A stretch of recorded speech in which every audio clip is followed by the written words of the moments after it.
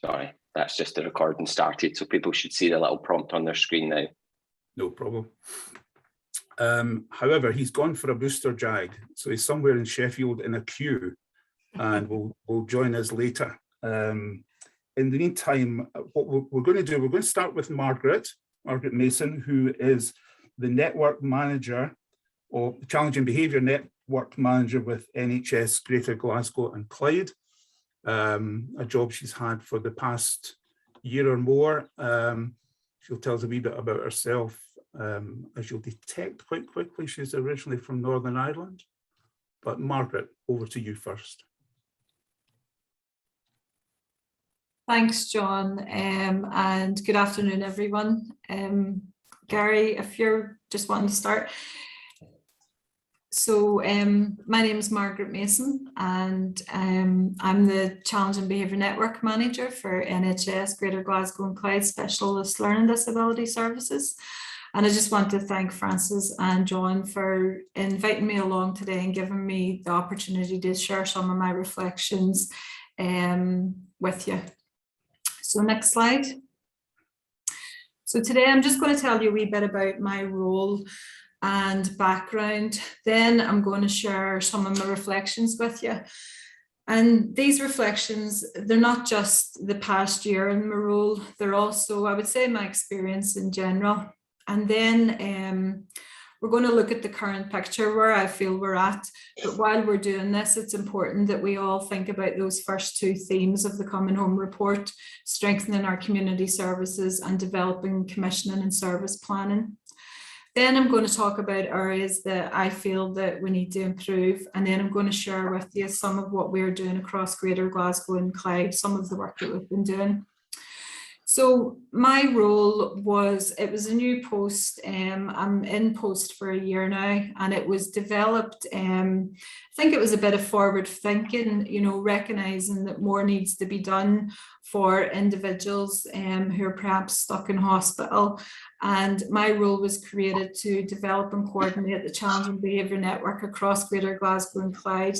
And that was so that we could share learning, share our skills and knowledge, and also develop some tools and resources for teams and services, as well as providing support to teams and providers and families, anybody really who needs that support. So prior to that, I did come from the third sector. I'm new to the NHS, and my most recent role previous to this, I worked for several years in a purpose-built service that was for people with autism and complex needs and perceived challenging behaviour. And those individuals all lived out with their local areas, and the service was built to bring people home.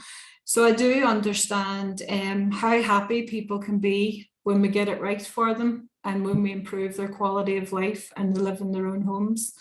But on the flip side of that, I've had some experience when someone's placement has broke down, and I totally understand the trauma and the damage that it causes them and their families, as well as the team and the service that's supporting them, and the impact that that leaves on everyone. I also I understand the complexities around setting up new services or adapting services so that they do meet people's needs, and the need for that person-centered planning and really ensuring that the people were supported at the heart of everything we do. So I think that's given me, it's really helped me in my current role because I can see things through a different lens. So next slide, please. So these are some of my reflections, and like I say, this is just some of my experience. And I suppose it's important to recognise that we do get it right for lots of people, and many people are living good lives in their own homes and their local communities, near their families and friends, with good person-centred support in place and good teams that are supporting them. And, you know, those teams are continuously developing and gaining their skills. And I think here that this event today and everyone who's here today is a testament to how many people are really invested in getting this right for individuals. But unfortunately, we don't get it right for everyone. Otherwise, we wouldn't be here today. We would be here celebrating what we do well. but there's still many people stuck in hospital. There's still many people getting unnecessary hospital admissions or unfortunately getting placed out of area. And at times when those hospital admissions happen, there's no clear discharge plan in place so that we're facilitating that quick, you know, when the assessment and treatment's done. There's still a lack of an appropriate housing and accommodation for individuals. And unfortunately, because there is a bit of a revolving door for people who are continuously in and out of hospital or experiencing placement breakdown, there's a loss of trust with them and their families, and there is that loss of trust in the system. I think COVID-19, we all know that those inequalities were there pre-COVID-19, but I think they've been more evident now than ever. And that has had a massive impact. There's been more restrictions on people, and people who have been in hospital, perhaps going through transition plans, they've come to halt. Things haven't been moving quickly for people because of those restrictions in place. And I don't really think, and perhaps Simon or Julie will touch on it today, but we can't really not go through today without recognising there is a current crisis in health and social care for staffing at the minute, and teams and services and providers are finding it very difficult. Now, there's lots of reasons for that, but that has a massive impact then on the people we're supporting and an impact on preventing people from living good lives in their own homes. Also, not everyone has the appropriate knowledge and skills to support individuals and meet their needs. And at times there is a lack of confidence in the workforce. And I'll talk later about, you know, how I feel that we should overcome that. And then on the flip side, you know, perhaps we maybe have identified a home that would meet someone's needs and a staff team to support them, but then there's systems and processes in place that lead to more barriers, and whether that's timescales around funding or the funding itself, or, you know, looking at how that funding needs to be flexible in order to support individual needs. Next slide, please. So for me, there's lots of misconceptions as well. And unfortunately, this is some of the things that I've heard over the years and still hear, you know, that perhaps that person needs to live in hospital, they're safe. And so often, oh, they're very complex individuals, not so much about the person themselves or the function behind the behaviour that they're perhaps presenting at that time, or, you know, they shouldn't be living in the community, they need that hospital environment. All too often we hear, well, actually, it needs to hit crisis before anything can get done. We knew this wasn't going to work, or now they're in hospital, it isn't the priority. So we don't have those discharge, sorry, can you just go back? We don't have those discharge plans in place because it's not a priority. Or you hear words like negative connotations about an individual, manipulative, you know, they're doing this to get what they want. Sorry, just go back. And yeah, or the ward hasn't contacted us, so we know it's okay. So there's maybe no contact with that individual who's stuck in hospital, or they want to be in hospital. And I'm sure everybody will agree, once you go into hospital, you can't wait to go out. So I don't really see why that's any different for the people we're supporting. Next slide, please, now. Sorry about that, Margaret. I think don't worry. So. Technology. So the current situation, and sorry, I'm getting some feedback. Yeah.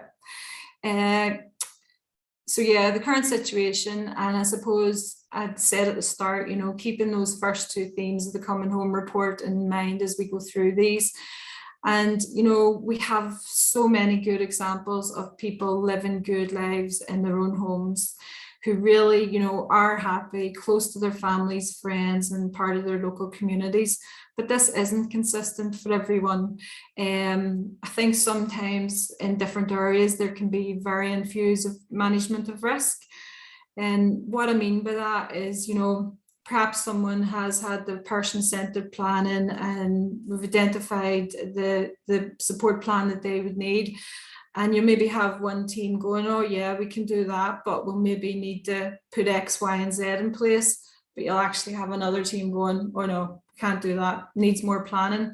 But while all this planning is going on and everybody's talking, this person's still stuck in hospital or perhaps reaching crisis, or that placement is closer to breaking down, or they're not coming home from that out of area. So I suppose it's looking at risk management differently, and it's not about we can't, it's about how can we do this right for people.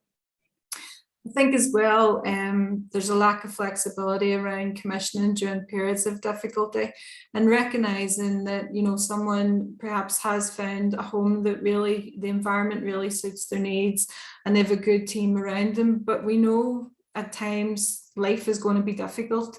And during that time, we need to recognize that, and we need to think about, well, is it extra hours? Can we put extra staff in so that team doesn't experience burnout and then lose the consistency and the good practice that we know that they can do? But during these difficult times, something else needs to be done, whether it's a short break or respite, just something to help that individual, but also support that staff team and really prevent that placement breakdown. And this needs to be looked at during the start of someone's journey, during that early planning, so that we're recognizing throughout their life things may change. There's still that lack of visibility for people, and unfortunately, you know, by the time they come to people's attention, it's perhaps too late for them. They're really struggling, their family's struggling, or, you know, if they're supported by staff, that staff team. And because of that lack of visibility, there's no proactive planning around their support, perhaps no person-centered planning so that they're fully involved in the journey, their journey from the start. And I think it's really important that there is that visibility, and all too often we're still responding to crisis. And when we respond to crisis, we're firefighting, we're not doing things in a person-centered way. And perhaps that individual isn't being involved in some of the decisions that's made about their life, their journey, and the staff team. It's perhaps too late. You maybe lost members, good members of their team, but they've been experiencing burnout. So that crisis point for many people is too late, and then again an unnecessary hospital admission or an out of area placement. And lack of suitable housing. All too often people are still getting, they're still moving to environments that don't suit their needs. So effectively we're setting them up, but we're also setting their staff team up. And then when that doesn't go well for that individual and they reach crisis, then it goes back to those misconceptions that we spoke about at the start, you know, well, they need the hospital, that's where they feel safe. Well, actually, say we would have got it right in the first place and the environment had met their needs, it actually mightn't have reached this crisis point. We might have been able to work with the individual and work with their staff team. And again, there's too many negative narratives about people, and we all know that misconceptions and negative attitudes really impact and are a barrier on people living good lives, and that needs to change. And it just isn't good enough for people, but we're still experiencing it. Next slide, please. So what needs to improve? People are experts in their own lives, and that co-production is really important for them and their families. We need to be including people in their journey. They need to be involved in their planning, involved in commissioning. We need to be listening to people and involving them in their journey. It's not good enough to say anymore that we don't have appropriate housing. You know, we've talked about this for so long. Housing needs to be ring-fenced. We need to be working with local housing associations. We need to be ensuring that people have the same rights as everyone else and have access to housing. There needs to be that flexibility that I spoke about. Thinking about, we're all individual, everybody has individual needs. So to, you know, two people's circumstances are going to be very different. There needs to be that flexible approach initially, but also, as I spoke about, that flexible commissioning throughout, so that it enables them, if they are going through periods of difficulty, what will work for them to keep them at home and build that support around them. There needs to be some accountability. Too many people are stuck in hospital still. Too many people are going into hospital when they don't actually need assessment and treatment. But that is, you know, there's no other solution sometimes considered, or it's left too late.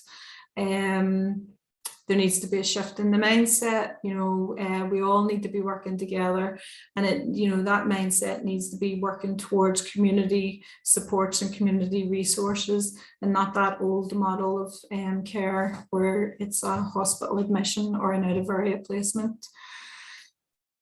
We spoke earlier about perhaps not having confidence in the workforce. Well, then there needs to be funding available and resources available so we can build the skills of the workforce and ensure that there is competency within the workforce, and whether that be through additional training.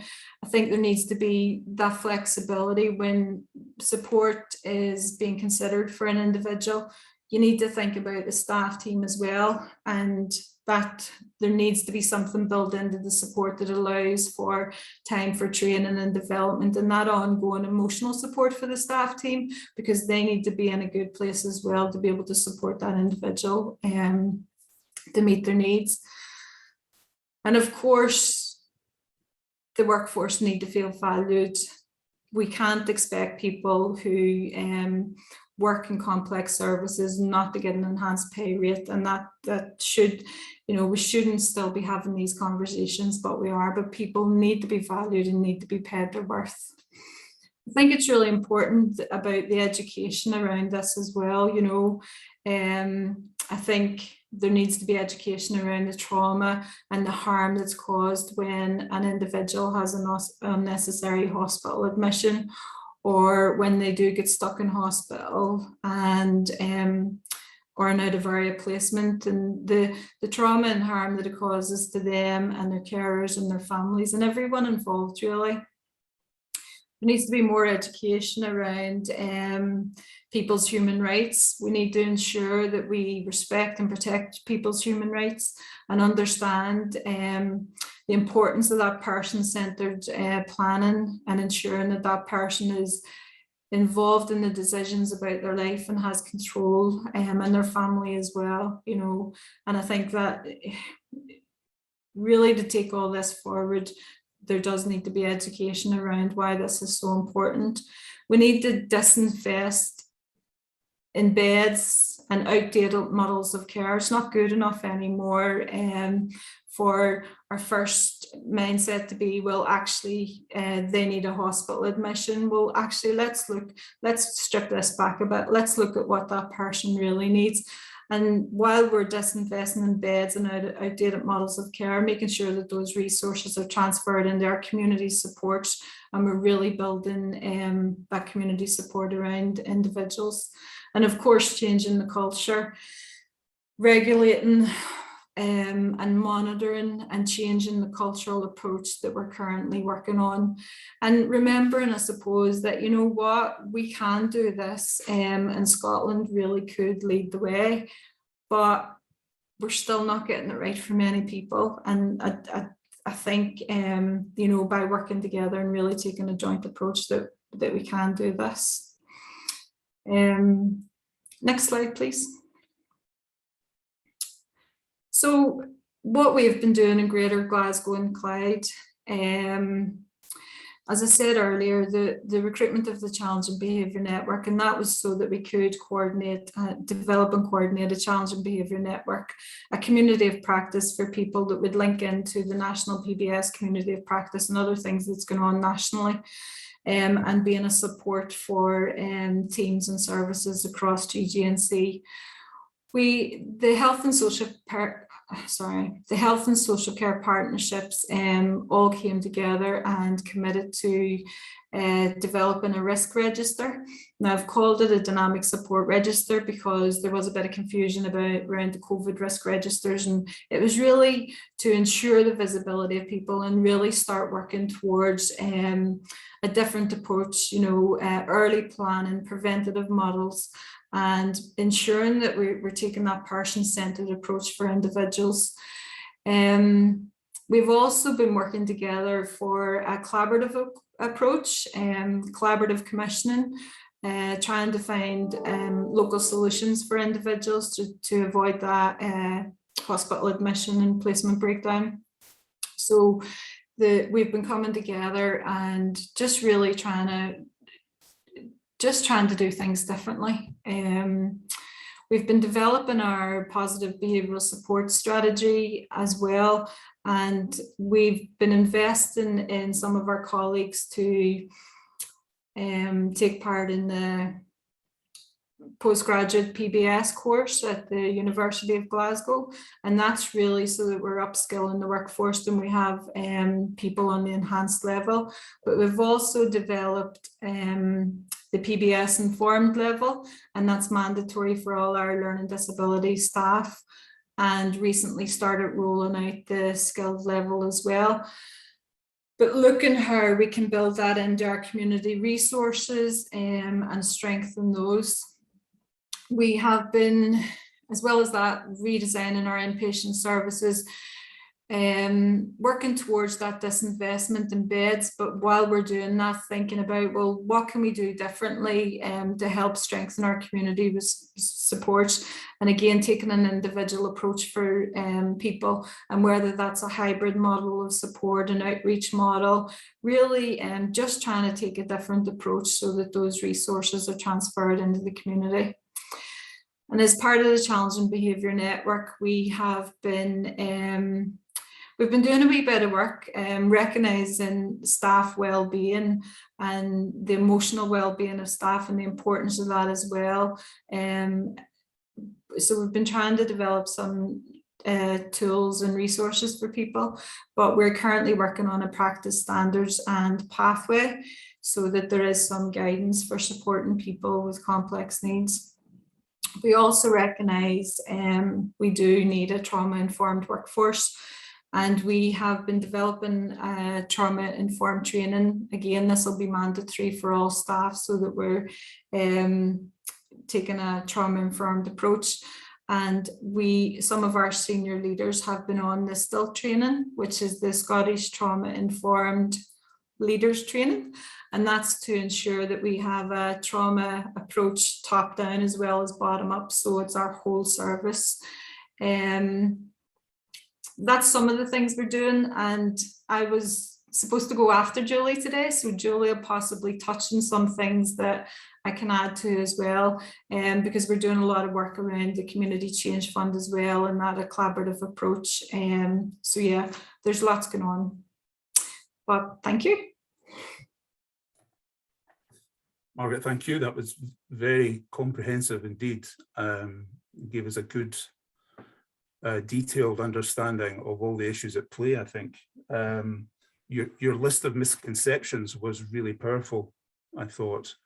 I think it's particularly powerful because these are not just misconceptions held by the general public, but they're misconceptions held by professional people. That's what you were saying, I think. Yeah, it is misconceptions. I think it is old misconceptions, but unfortunately, while there's people still stuck in hospital, or while we're still using out of area placements, or people getting into unnecessary hospitals, I think we need to shift that mindset. Good, thank you for your comment. I see a hand up. I'm going to ask David Tears. Hello, Margaret. I'm from Inclusion Scotland and Margaret Blackwood, tenant board member. I was just thinking about your misconceptions. They're very much couched in the medical model of disability. and don't take any cognizance of the social model. And as far as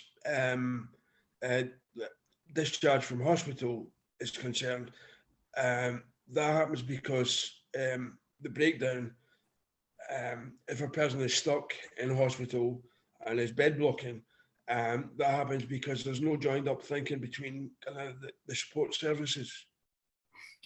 Yeah, thanks, David. Yes, you're right. It isn't. There is no joined up working for people across the system, and I think we need to get better at that. There isn't always, sorry, like I said earlier, we do get it right for many people, but for some, there isn't that joint working. Thank you. Cheers. I think Frances may have her hand up, or she may be just, no, she's not. Okay, that's fine. Thank you very much, Margaret. I'm conscious of time, and I'm going to move us on. I'm going to welcome Simon as well, who's arrived from his booster jag. And Simon, you're third in the batting lineup now, so if you can relax a wee bit. I'm going to ask Julie Murray now to bring us her thoughts on today's topic. Julie's originally from Aberdeen. She and I shared responsibility for the first bit of the Lennox Castle Hospital discharge programme. She was a great colleague to work with. She avoids driving on motorways though, so if you're ever with her, you need to bear that in mind. I will just hand over to Julie. I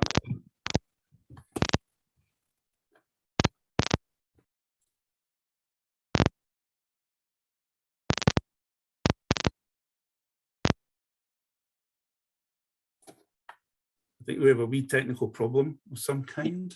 Yeah, I'm struggling to hear Julie as well. Julie, I'm going to mute you and then unmute you and just see if that helps. So you're muted now, and then 2 seconds, because we could hear you earlier when we were chatting. So, okay, you should see a prompt now, Julie, that asks you to unmute. Try that.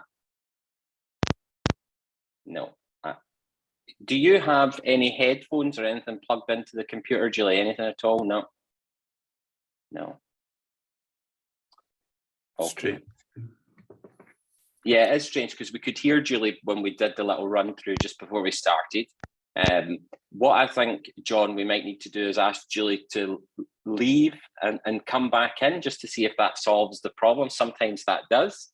And we might want to come back to Julie, if that's all right, if we can try again in a few minutes. Is that okay, John? Thank you. Yep. Julie, if you just click the red button and then come back in, and I will see if that fixes the problem. Okay. Thank you. So while Julie's doing that, I think we'll ask Fran if there's any stuff she wants to bring us from the chat so far in today's event. Hiya. Yeah, there's some comments coming in about just the kind of what will it take for us to try and support people well to get out of these institutional settings. There's a lot about leadership and the requirement for good leadership. There's some comments in the chat box about how valued staff need to feel, and that we need to be doing that financially as well as supporting staff within the role. There's also some comments in there about how much COVID in itself isn't an issue, but has highlighted and given a real kind of focus on the problems that already existed within the system.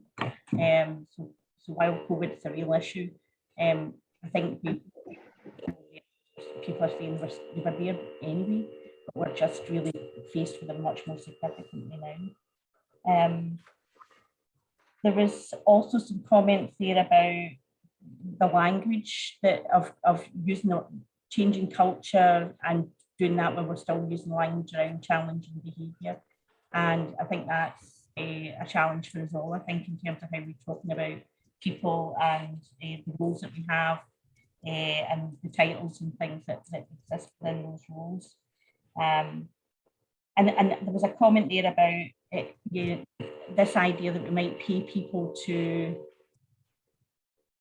more if you're working with people who are letting us know that we're not getting it right, then there's some kind of perverse incentive that we should be paying everybody well to work in social care, really, rather than, because we could actually create that kind of perverse incentive. So those were some of the comments that were being made while we were having the presentation.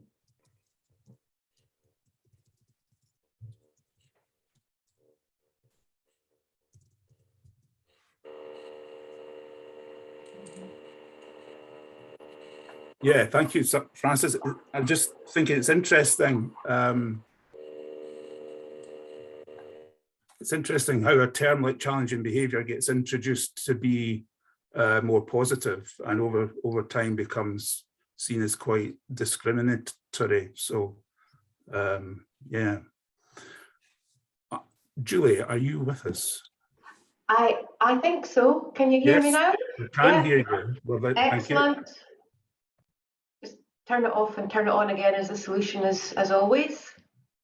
Thank you. I think Gary's going to show my slides. I'm glad John stopped talking about, we didn't know how many more secrets he was going to give away around my motorway phobia. He's also given me a very long title for this presentation, and I'm not even sure I can say it. But it is around deinstitutionalisation in Scotland. As John says, we worked together years and years ago in the 90s and with Simon too, in the Lennox Castle programme, and also Royal Scottish National Hospital. So at that time there was a big drive though from government, and we had a lot of funding for bridging finance to help us get support for people in communities before we closed the hospital. We also had quite a lot of capital from health boards at the time, so quite different to where we are just now. So that's my kind of history. I moved, just for those of you who don't know me, to a more generic role in social health and social care in 2001 in East Renfrewshire, and I've kind of been either the director or the chief officer of an integrated partnership in East Renfrewshire since about 2007. Then I kind of came full circle in 2011 when I was really anxious about the remaining NHS inpatient beds we had in Greater Glasgow and Clyde for people with learning disabilities, and the real lack of progress we were making in helping people move out of them. So I took on a lead role in Greater Glasgow and Clyde across the 6 partnerships for that in planning, and then in 2014 I took on the responsibility for managing the inpatient services, because at the time they were being managed within a forensic directorate, and that didn't seem to be the right place for them. I have to say, we started again to talk about reducing beds, hospital beds, back in 2014, but it's been really slow progress. It's been hard to get traction. I have to say, integration has really helped. And actually, just pre-pandemic, we were in a much better position. People were using the inpatient beds for what they were meant to be in terms of treating people's poor mental health. Beginning to do that, but things paused again during the pandemic, and now we've got a lot of people that are stuck in beds that they shouldn't be in. You want to move on, Gary? John asked me to talk a little bit about policy and what's happening nationally and how that might support the deinstitutionalisation in Scotland. So I'll just do that. I hope it's not too dry. The No Through Road was, I don't know if people remember that, it's a Mental Welfare Commission report in 2016. I really hope that might have more of an impact than it did. It was quite low key. I thought the focus on human rights and that would have been picked up. It didn't really have that impact. It didn't get as high a profile as I think it should have done, but it identified that there were nearly 60 people delayed in Scotland's 18 hospital units for a variety of reasons. Funding was cited, but also accommodation and the lack of provider support. Then, as Margaret's talked about, the Coming Home report came in 2018, the Anne MacDonald report, as it became known, again highlighted delays when that report was written, about 70, but also identified about 100 people located out of area and not always through choice. But I think, for feeling that survey, Glasgow City HSCP didn't respond, and given it's a quarter of Scotland, these figures are pretty understated. And I think it's really important to just remember that some of these people who are stuck in these hospital beds, and they're not great places to live. Staff try their best, but they're not great places to live. Some people have been there for years and years and years. And if you're in a hospital bed, you quite often lose your accommodation, you lose your freedom. So I think we really need to get the focus back on this. And actually, what the pandemic has done is it focused the politicians very much on delayed discharge around older people in the early days. But the then Cabinet Secretary, Jean Freeman, started to look at these complex delays and the length of time people were spending in hospital, and developed a sort of short life working group to look at delayed discharge. Now, it was meant to be for people with complex needs in terms of complex disability and mental health issues. The reality is it's focused on learning disability. One of the recommendations of the Short Life Working Group was about developing a community living change fund, which was issued to partnerships in February this year. Now, unfortunately, the full report of the Short Life Working Group wasn't issued at the same time as the Change Fund was. There's been a bit of a delay. We understand it's going to be issued soon, but I think that's caused some risks in terms of what the Community Change Fund is intended to do. And just that, I don't know how many people are aware of this. The last one, the Learning Disability, Intellectual Disability and Autism paper, which is called Towards Transformation, that was published in March 2021. And it's a much more generic report,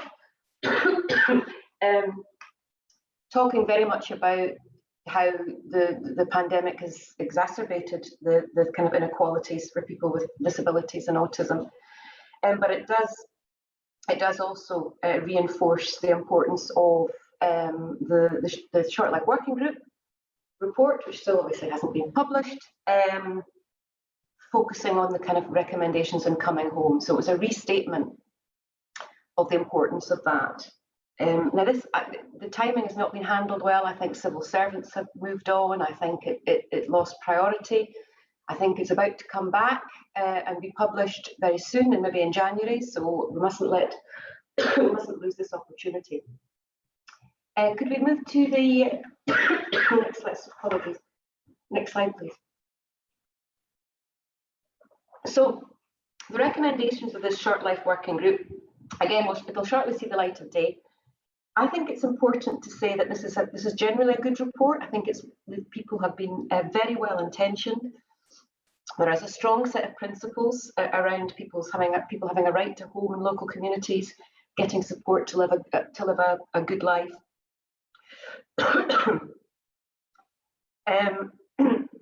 It's been watered down slightly. The version I have seen most recently has taken out some of the detail, some of the bits around length of stay that people have spent in hospital. There was a real challenge in the document, which I hope will be reinstated, around the risk about new institutions being created. And there was some strong recommendations about that, and using housing and planning for using ordinary housing and using housing benefit rather than registered services. Again, the focus is on learning disability. And as Margaret talked about, the Dynamic Support Register was one of the key recommendations of the Short Life Working Group. And that's really about having early sight of people who might be at risk of admission or might be at risk of having to move elsewhere if we didn't have really good support to wrap around them. So that's about preventive work and planning, good planning collaboratively, which isn't necessarily happening everywhere just now. And then this Community Living Change Fund was released. That's 20 million over 3 years. It was released in February. And it's short-term funding, so it's not going to be a solution, but it's meant to help reduce delays of people in hospital just now, help us move people back home who've been placed outside Scotland against their will or because there was nothing else for them. And crucially, it's meant to redesign the way that we provide support for people. Strong suggestion that we work in health board areas because, as Margaret said, if we want to release the funding that's in hospital beds for long-term investment and support for people, then we really need to work together to make sure that we spend the funding of the Change Fund in a way that allows us to do that. So that's really important and an opportunity for us. And the other thing that is suggested in the Short Life Working Group is there's some national oversight. National oversight to provide some bit of scrutiny and challenge and to make sure that there's strong visibility. However, again, the gap between the Change Fund being released and the detailed report that was supposed to go with it causes some risks. So go to the next slide, please. Sorry about my cough. So some real opportunities here. And I want to be upbeat because you know, it is an opportunity. It's not been handled well, but we can rescue it and influence it. So I think the Change Fund gives us an opportunity to close beds. We in Greater Glasgow and Clyde, and Margaret will keep me right, I think we've got about 27 short-term assessment and treatment beds for people with learning disabilities. And I think more than half of them are people are there that don't need to be there. So if we were able to provide support for people in their own communities, we can close about half our beds. But in order to do that, we need to create that confident, competent local community service that can help people keep people safe. There's also a huge opportunity, I think, to look at commissioning differently. People will have read the Feely report and will have welcomed it, and that different approach to commissioning, working with support providers in collaboration, I think there's a great opportunity there. What we would like to do in Glasgow, and Margaret talked about it, was to try and work with a few providers in a really collaborative way to really develop some creative solutions for people. So I think we need to work across partnerships, and I think there's a challenge for some third sector organisations as well in that, because I know when I looked at the list of people sitting in Greater Glasgow and Clyde hospitals, a number of their destinations was in a new service out of the area. So I think we need to make sure when we're working with providers, we work about developing services for people in as close to home as possible. We don't want to do this build this and they will come sort of service, so a different relationship and some honesty. So that's important. There are obviously some risks as well, and I've highlighted that gap between the Change Fund being announced. It's to be kept in IGB reserves and it's to be accounted for, but no one has asked us about how we're spending it at all yet. So I am slightly concerned that some HSEPs will use the funding for things that are very important, but might not actually help release us to close some beds and release funding. I'm also a bit nervous about the support models sort of suggested by some partnerships. I keep on hearing some things around, well, we could use our care home beds differently for respite or for inpatient use. So there's a challenge there, but actually there is a real opportunity, and I'd like to stress it, and we mustn't lose it. We need good, strong national guidance, national challenge, and I think if people in this meeting would go back and ask their commissioning leads or their colleagues in partnerships how they're planning to use the Change Fund, so that we can actually develop a stronger set of services locally to prevent people having to go into hospital if they don't need to, then that would be good. We need to use our influence very much and our pressure, gentle pressure, I would say. So John, I think we have probably gone around things a bit back to front, but I hope that's been helpful for people just to see that there is a bit of an opportunity coming up. And I'm happy to, I haven't been looking at the chat, but happy to take any questions people have. That's okay. Thanks, Julie. That's great. It was very helpful to get that kind of national policy perspective, and it does feel as though there still has been a lack of urgency and a lack of kind of coordination around some of these potentially positive initiatives, not helped by COVID and all of that, but and then maybe with the threat in the background that some people are still wanting to run off and build new institutions, which was one of the questions I saw in the chat. Can you say where you think we stand currently on the building new institutions front? Well, I don't know definitively. So that's why I think it's important that we get this Short Life Working Group. I think it's going to reconvene. And I think, because there was some quite strong messages that I think are watered down in the version that has just gone to COSLA. So I think that's going to reconvene, and hopefully we'll get some of these messages back in. There was some quite strong advice around the use of housing benefit, etc. And you know, we don't want congregate group living for people. I think there's been some indication that some partnerships have changed their minds a little bit on the back of this. Which is helpful, but I think if we can get some good strong guidance out, and I think if we can get some people with lived experience and families on that oversight group, that would be really, really valuable and a really good challenge. And I think Kevin Stewart, who's the minister responsible, would be keen on that. And I think we've got a meeting with him on Wednesday if it's not cancelled in this current crisis, so we can try and talk about that then. Grant, thank you. Yeah, any questions for Julie directly from her presentation?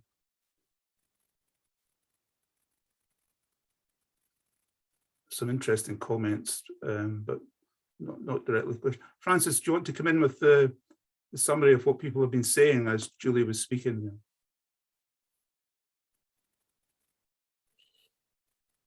Yeah, there's been quite a lot of conversation between people about various topics, a lot about the models of support. I think is that idea that you have a model of support rather than starting with the person and thinking about the person. There were some comments there about the need to engage with people themselves, people with learning disabilities, people with autism, to find the solutions, and so they should get involved. There's a lot about PBS as a medical model and whether or not it really is evidenced as effective. So people having conversations about those models and services rather than about people and being creative and flexible. A theme really about that whole language blames people rather than accepting that we need to think about the system and how we're supporting people. And actually, there's no blame on people, that people are just people trying to live their lives and you're not getting it right. And I think there's a big theme about that coming through the chat, really. Yeah. Good, thank you for that. I don't think we'll do justice today to a debate on PBS, but maybe on a future occasion it could be a topic. It could be a topic on its own. It comes up a lot. I think it would be a very interesting topic. It does, yeah. Explore more. Yep. Good. I was thinking as Julie was speaking, and starting off, the experience in the 90s, when there was a bit of a national effort to do things, that we're back there again, really, aren't we? We need that national effort. We need the coordination of all these initiatives that are just sitting in the wings, ready to go. So yeah, it's like a discharge program all over again, while at the same time preventing admissions. These are the two dimensions of it that come over really strongly. It's 5-1, so we'll press on with our third guest speaker today, who is Mr. newly inoculated Simon Duffy. And Simon is going to join us now and share his understanding of what we've learned over the years from a broader context than just what we've experienced here in Scotland, although Simon, of course, worked here and was also part of that big change effort in the 90s. So, Simon. Okay, can you see my screen? Yes. Okay, so I'm going to try and run through this very quickly so we at least have a little bit of time for debate. And my presentation is, I think takes the word radical seriously in your name, because I think we need to stand back from some of the assumptions about how to solve these problems and think a little bit harder about the options and the policy options ahead of us. And I think the point of trying to, I think it's good to the challenge around the medical model, but yeah, more broadly, what are the social conditions to avoid keep repeating these mistakes? So this is basically the slide that tells you what I'm going to say. So home is an essential part of citizenship for me. Home, we know, keeps us safe, well rooted and connected, usually. Institutions, which are the challenge, are forms of organized homelessness and neighborhood exile. I think that's a good way of thinking about what they are. I think we have lots of ideas and practice that tells us we know how to support people in their own home. We don't seem to do it.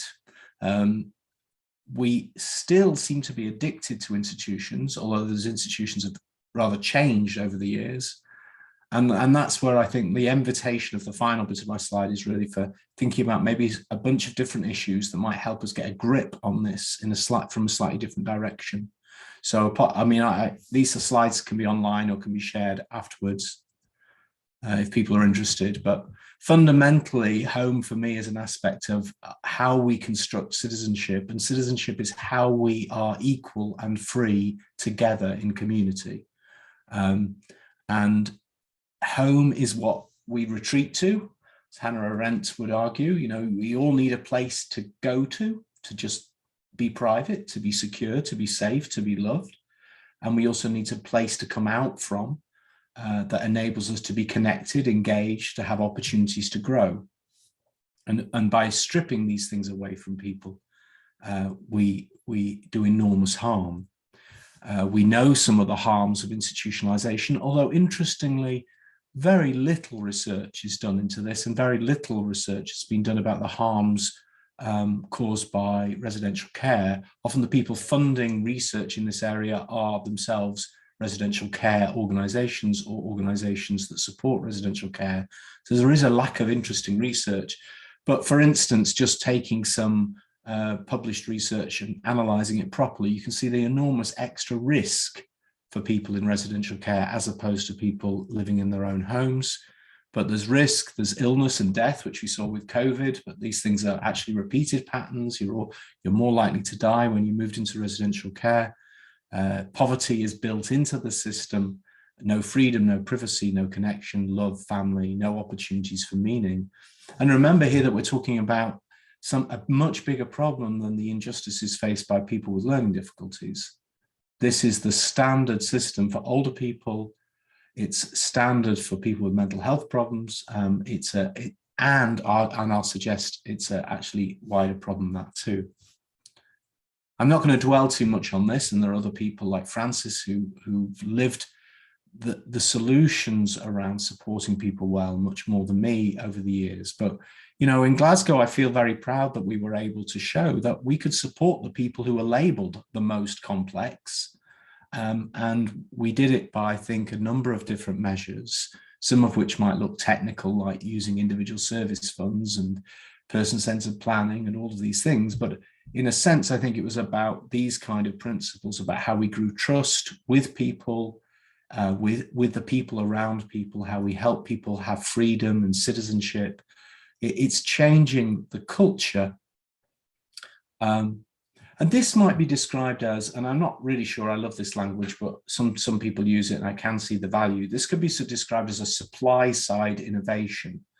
And Julie and Margaret's talks really are supply side conversations. That how do we reshape the stuff that we spend money on and the stuff we organize and do it so it's less stupid?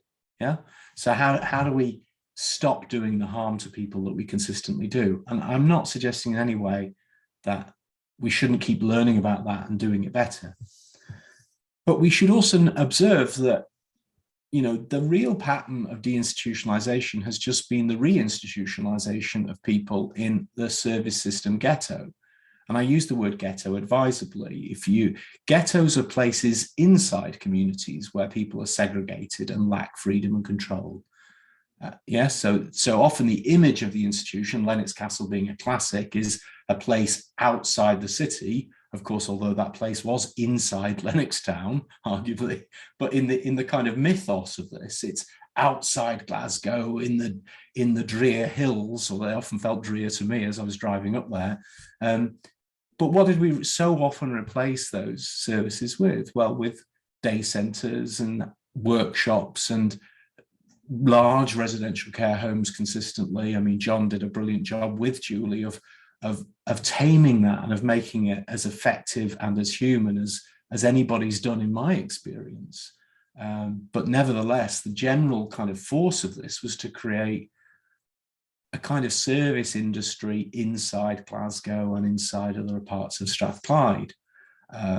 And places, things like Inclusion Glasgow, and Sam was on the call for a while, Sea Change, which came out of Inclusion Glasgow, Doreen and Pete's on the call, Partners, Support for Ordinary Living that John led. Well, these remain, as far as I understand it, very small pieces of a puzzle, the more human, the more personalized, that they haven't really grown. The industry has been the group home residential care industry. It's not personalized support, and you know, and these figures are for England, not Scotland. So I apologise, but I don't have the figures for Scotland. And in fact, these figures only for England because part of the work we did is about the Learning Disability Alliance campaign in 2015, and I wanted to find out where people really did live. You know, it's important to notice that, remember, that most people with learning disabilities, if that's who we're going to just focus on, live with family. That's the biggest number, although it's not a half. And the next biggest group is people living in group homes. And the next biggest group is people living in prison, folks. All right. So when you really look at the numbers, what it turns out is that even if you kind of include the family home as a genuine form of home, you've still got a vast number of people in institutions, even when we've closed the big institutions. Some of those institutions are prisons. Some of them are things like ATUs, assessment and treatment units. Some of them are residential group homes. Many of those residential group homes, as Julie touched on, aren't even in your local area. And a point that I just want to reinforce here as well is that even when we say local area, we sometimes mean local authority, but local authorities are huge. What's important is not your local authority, but your neighborhood, the community that you're part of. So, you know, never mind sending people to poor buggers to England. That's bad enough. But then moving them back to Scotland isn't really enough, is it? And even moving the person back to their own local authority isn't really enough. None of this connects them to the community they grew up in, to their family, to their friends. And so I think we really need to ask some much tougher questions about what we're doing here.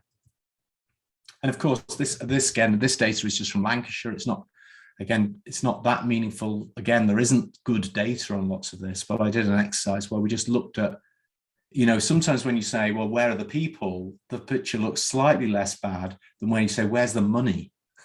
And the money is almost always in institutions. That's how the money gets sucked up. And again, you know, we made efforts through In Control Scotland and the efforts to move towards self-directed support to move more of the money into people's hands, and people themselves don't create institutional solutions, but we still haven't moved the majority of the money into people's hands. And that's another big part of this, I think. A few years ago, I actually did some work in the Southwest. If people are familiar with this crisis that was the English scandal of Winterbourne View, which led to a long programme that's been almost entirely ineffective, called Transforming Care. So that's been rolling on from 2011 onwards. But I met many of the families and the people who'd been in Winterbourne View as part of a piece of work I was doing actually to support Doreen Kelly's work in the southwest of England and the NHS commissioners of that work. It was very interesting. I think this story is very familiar. When you find out why somebody's son or daughter is in one of these places, the pattern is basically something like this. What happens is there's a crisis. In one case, that was somebody being raped. In another case, it's a family breakdown. Usually the crisis is something that could have been dealt with sensibly in that neighborhood, in that community, but that wasn't ever considered. What happens instead is the young person is moved into an institution.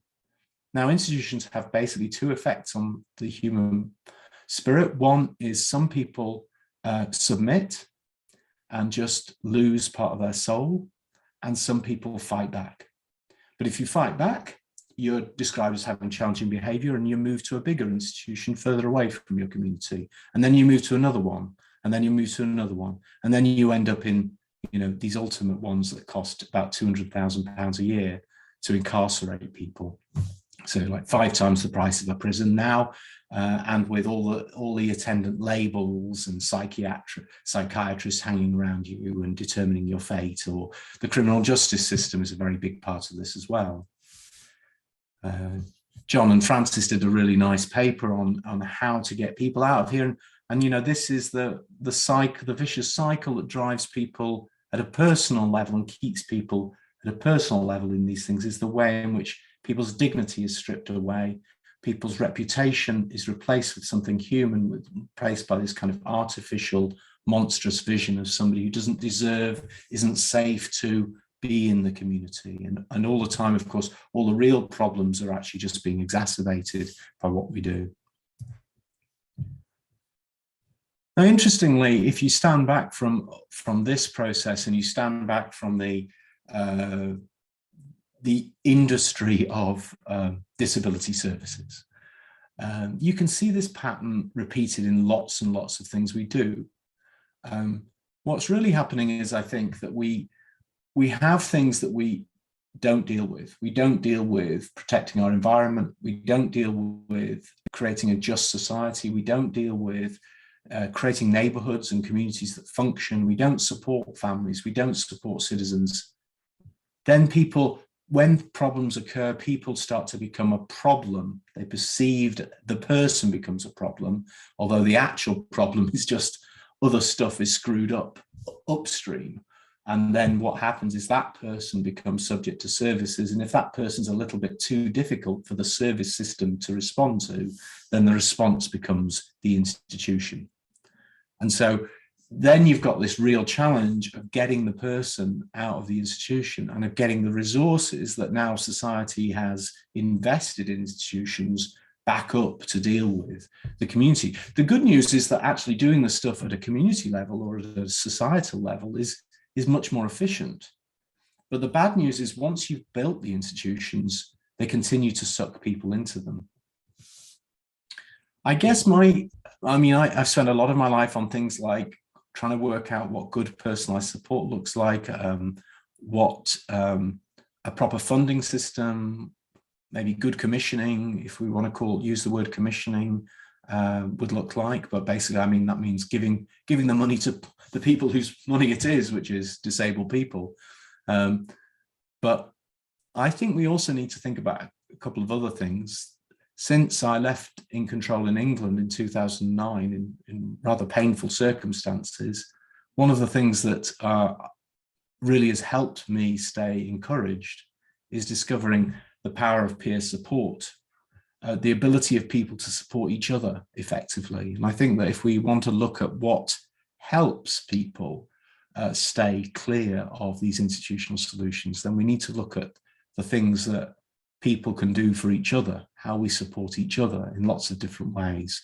We need to think much more cooperatively at lots of different levels, much more.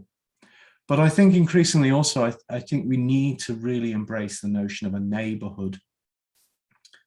Again, there's a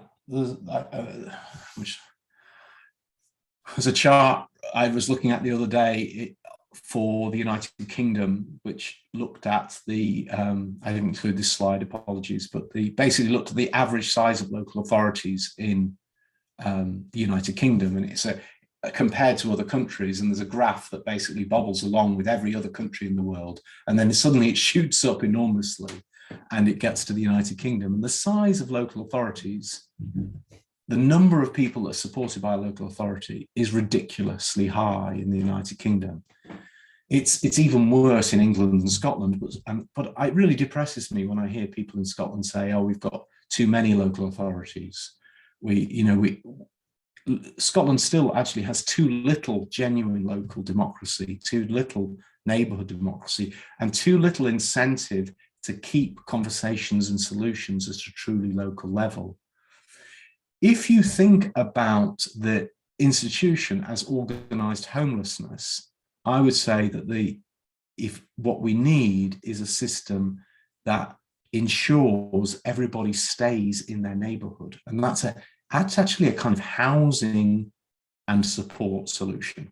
Actually, housing becomes really important, making sure everybody can find a home.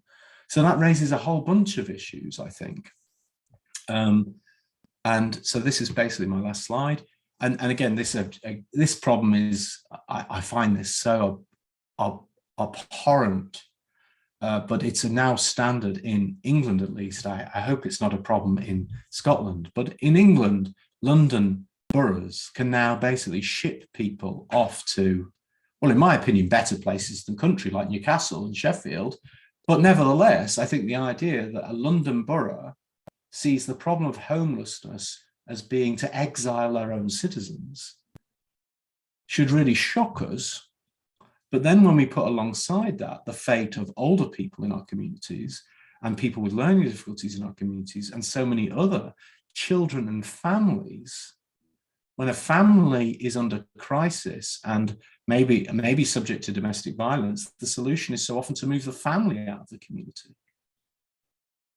Yes, I mean, what kind of community is it that exiles its own people? It throws the people away and it throws money after them. And that's what I mean by, we need to look at the demand side. Where are the people coming from that get sucked up by the institutional system? Or I think it's another good call would be to think about the social side. What are the social aspects of this that create this? And I think if you do think about that, it also starts to create the possibility of different kinds of alliances, different kinds of shared interests.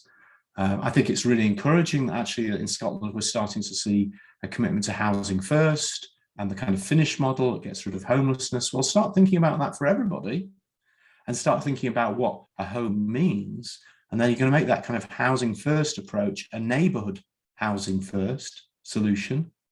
And then you're starting to get somewhere that might actually really help us to make sure that everybody can grow up in their community, be part of that community, stay in that community.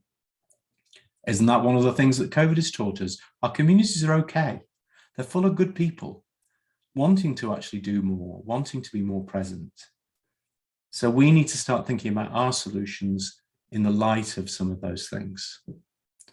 So you'll notice a bit of branding on here.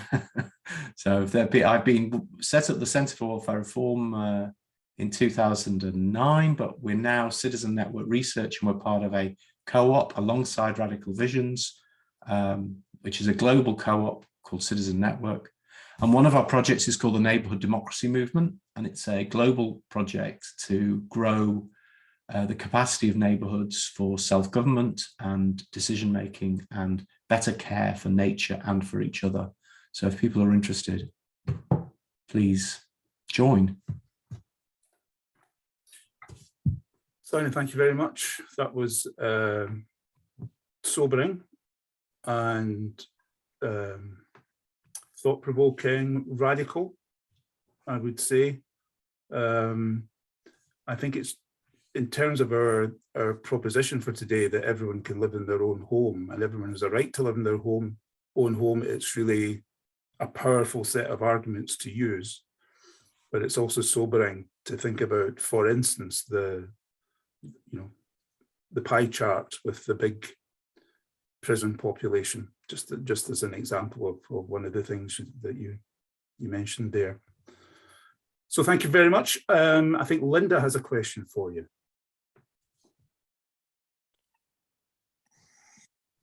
Thank you for allowing me to speak. I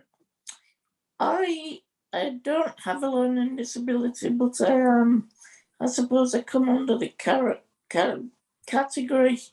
I've been elderly and also disabled. I have this question. I actually worked for 35 years with people with learning disabilities and physical disabilities. So by the time it got to me my turn, I had a pretty good idea. I certainly went through those things you're talking about in the 90s. I started off my career in 1970. But what I wanted to say is, since I've been on the receiving end, I've discovered that certainly my local authority, and I understand quite a few others, I am part of Inclusion Scotland, and I'm discovering that the attitude of institutionalisation isn't just a physical one, it's an attitude. And it seems to be a strong attitude in some local authorities that there's no longer person-centred support. They no longer look at what the person is needing. They're even not considering this at all, but have their own ideas, their own ways in which they will supposedly help someone in their own home. I feel strongly that when people are actually able to be in the home and within the neighbourhood, that the right support and the right understanding can be provided. For instance, my stairlift broke. It's been in 11 years. The social services are refusing to replace it, and they want me to come downstairs and not use the rest of my house. This is a typical example of actually institutionalization within the home. What are your thoughts on this? Yeah, I know Jim, who's on this call as well, is experiencing the same thing of people refusing to allow for very sensible adaptations within the home or protecting ones that already exist. I mean, I think it's totally wrong, obviously. And it just intrigues me. I mean, I can see that people may have great faith in either the national state or the local authority and may think that a neighbourhood would be less interested in making sure its neighbours could get out, use their home, join in.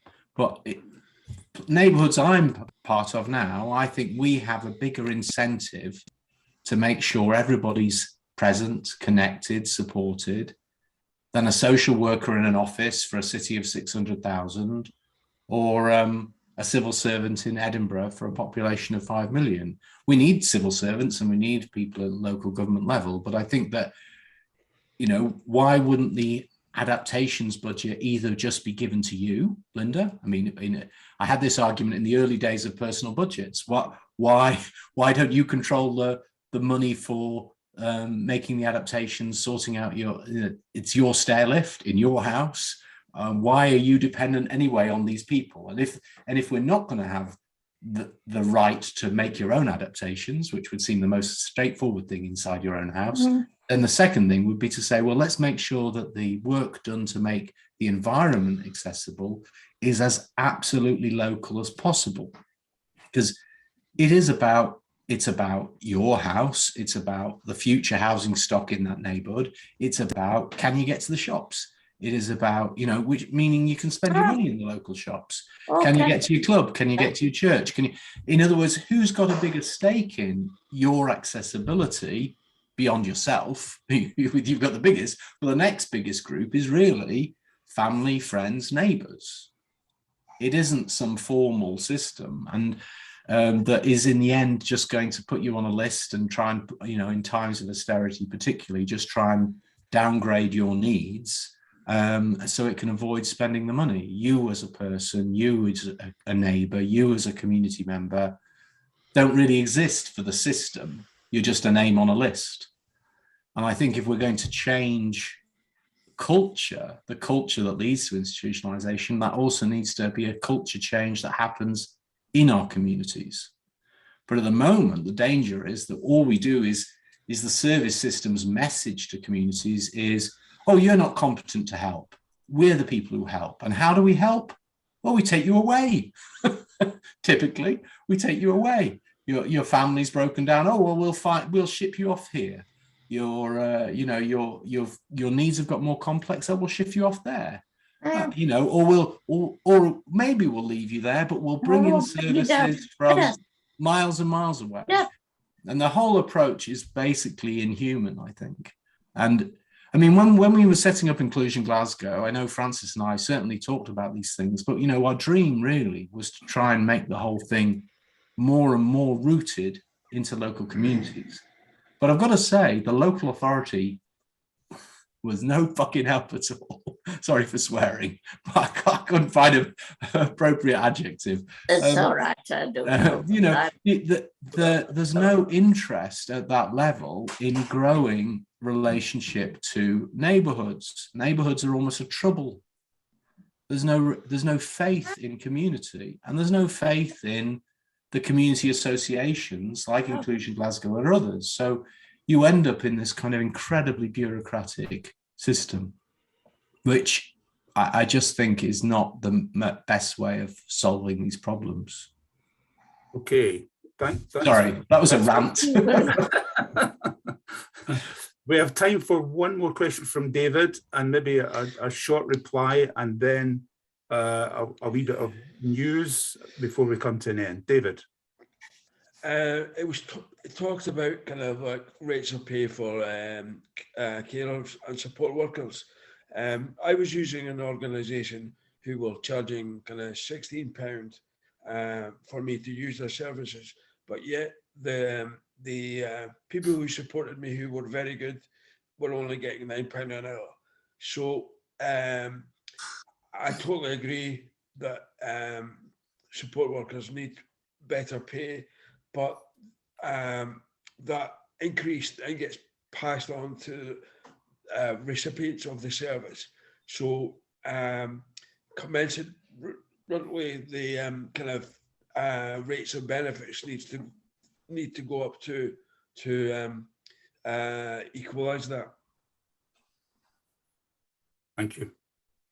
Yeah, I mean, I know in the work that we're doing some work at the moment under the banner of It's Our Community, this is a more English kind of set, a bit like the Radical Visions concept. We're trying to get people to think about a more radical, progressive vision for social care in England. And I mean, we talk about just getting the economics fair as part of the deal. At the moment, two people are being ripped off: disabled people and the people who work for disabled people. And they're very poorly served in the way their advocacy and the rights to be a citizen and the right to have support is organised and funded. And what you find is that you kind of end up getting ripped off twice. You don't get enough money in your personal budget, and then when you pay for a service, the management costs are just crazy. And certainly, you know, I remember from Inclusion Glasgow, we had very low management costs. I mean, we were doing extraordinary work, I think, with a kind of 15% management cost. We weren't just providing PAs, we were providing support, training, planning, design, and the whole thing was a 15% management cost for everything that you might define as management. All the rest was indirect support. And I do not see those kind of splits in the way costing works. So you've got many more people in nice middle class jobs in the system, whether they're commissioners or whether they're in the service provider side of things. The frontline worker is on a pittance, and people don't even get enough in their personal budgets anyway. Yeah, so I mean, this raises a big issue, David, about how we help get our rights properly backed up. Okay, thank you, Simon. Our time is gone, and I want to thank our three speakers, Margaret, Julie and Simon, for their really powerful presentations to us. Thanks to all of you for being part of this. Before you go, a couple of things. A wee reminder that there'll be a recording of this up on the Radical Visions YouTube channel shortly, that there'll be a report on today's event coming up shortly. And I want to give Jan Savage a chance to talk about an upcoming campaign on the very issue that we've been talking about today. Thanks, John. I won't keep everyone from your mince pies or whatever festive refreshments you've got lined up next, but just a brilliant conversation, and I'm so pleased that we're having it. Just reflecting back on what Julie said at the start of her presentation, that maybe in the 90s and the early 2000s, where there was a hospital closure programme, what also happened at that time was significant political leadership and a significant capital investment programme to make the change happen. So not just good intentions and good policies, but those two things. And right now, it's pretty apparent that we still have good intentions and good policy documents, but actually those two critical elements are missing. And I think in terms of the Short Life Working Group, Enable have been active participants in that group. I think we really campaigned and influenced for the group to be set up. And I agree with you, Julie. I think the report as was has the potential to also be a big opportunity. But our concern is that the process continues to limp along, and that months and months continue to pass with no real impetus to shift things. And in the meantime, Enable members, and there's some members on the call today, our opinion is this is a human rights emergency, and we can't allow things to limp on any longer. And so where Enable members are coming from, and we would like to let you know that this is coming, but hopefully put the invitation out there to as many people on the call to get behind the campaign and to help with influencing. But a campaign will be launched this week from Enable members called My Own Front Door, and it will contain 5 key asks of the Scottish Government Health and Social Care Partnerships and COSLA to really take forward the leadership agenda here and be really, really clear on the timeline for change, to embrace the right of every individual to have a home of their own in the neighbourhood of their choice, Simon, and for that to be influencing commission and practice right now, and for there to be a plan in place for everyone who is out of area who doesn't want to be, and everyone who is in a delayed discharge position to come home, and for that to be achieved without further delay. And there's also some recommendations within that about what the Scottish Government needs to invest in at national level to support the system at local level to have sustainable and competent social care provision to make that work. So those asks are in there. It's a solutions focused campaign.